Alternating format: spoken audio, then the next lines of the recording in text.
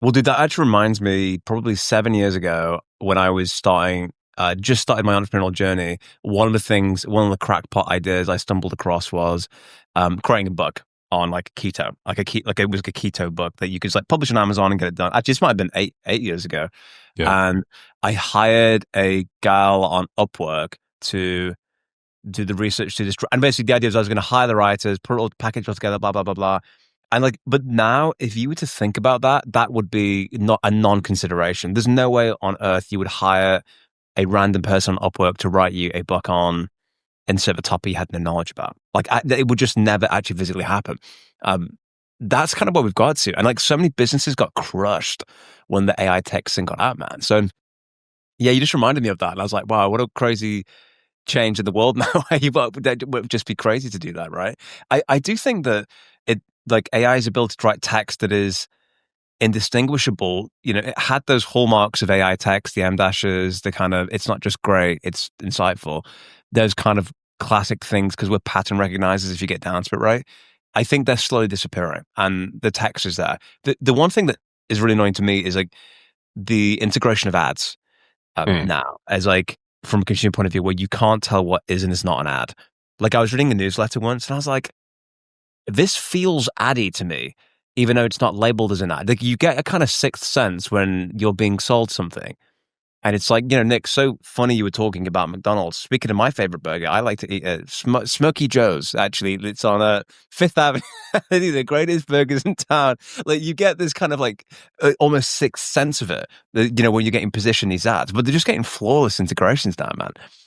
Yeah, true. I saw this one tweet of this new product that naturally inserted product ads into scenes in the TV shows that you were looking at so that you never actually had to like watch the ad. So Oh, you'd use that's AI great. to like replace Harvey Specter holding a coffee mug with Harvey Specter holding a Coke, being like, hey, do you want one?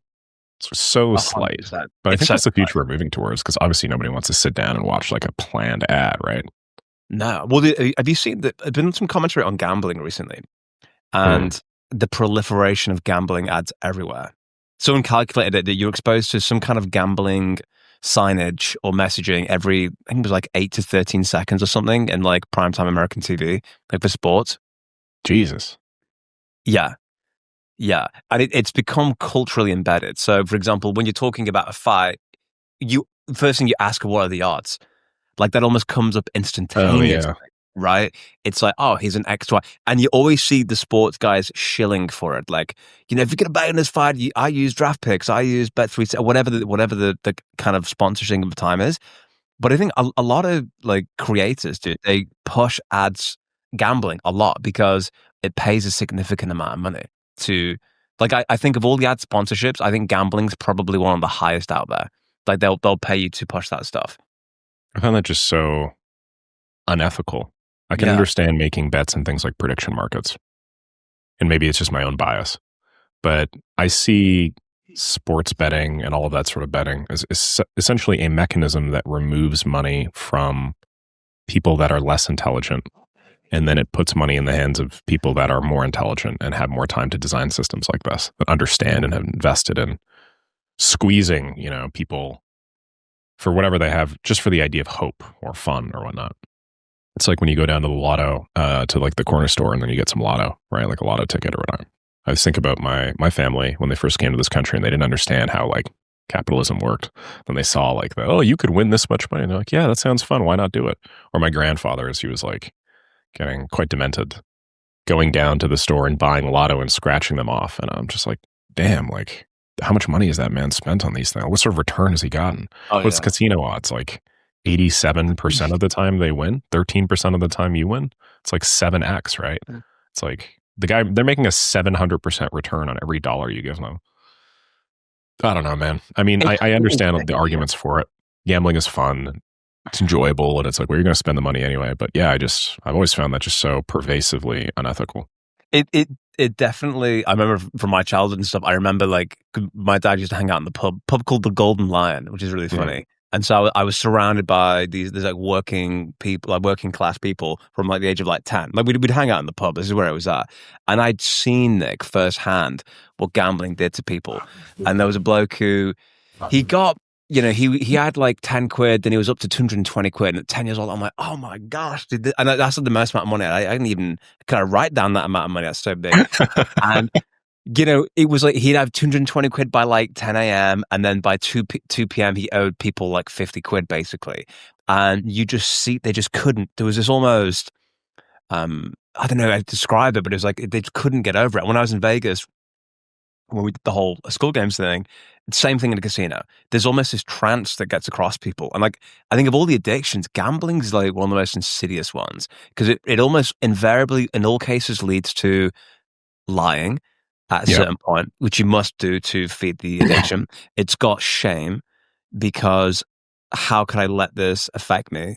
And then inevitably, I think it's got like one of the highest, unalivement risks of them all. So it's good for us to talk about it because it is crazy. And it's like, I agree. The reason why I would never do it, I think, is because all it is going to do is create a net negative impact on my audience. There's no other way around it, right? They can do it if they want to. I think investment would be something fair to do if you really believed in it. But the act of gambling, the act of promoting that, I think it's a free country. You can do what you want to do. But it obviously, they're not paying you 50K to talk about it because they're not going to make any money. Where do you think that money's coming from? It's coming from your audience, right? Obviously it's coming from their pockets. That's what's happening. So it's just on a principle level, I couldn't do it. True. One final point I'll make on that is gamblers, as a form of addiction, have the highest suicide rates out of any other thing you could get addicted to, statistically. Damn. I mean, I'm sure somebody could find something that disverifies my claim. I believe that. It is the highest, though. I 100% believe that. Yeah, dude, that is... Imagine pushing that to anybody. You are increasing the risk of suicide in your audience. Is that something that is like realistically a good thing to do? I don't think so. I kind of think, dude, with a lot of people, you really find out what their moral compass is when you throw a big paycheck at them. Like when you say, well, I'll throw you XYZ $1,000 to do it.